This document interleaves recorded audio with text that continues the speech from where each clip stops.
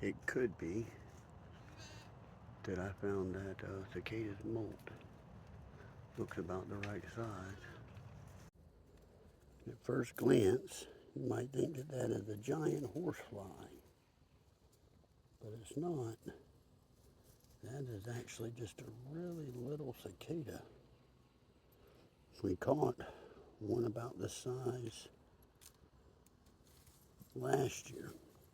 I'm not sure if this is a completely different species of cicada or if it's an off-season brood where maybe he just went ahead and went into his pupa stage early and emerged as a small adult. Not really sure what's going on there, but definitely a little cicada.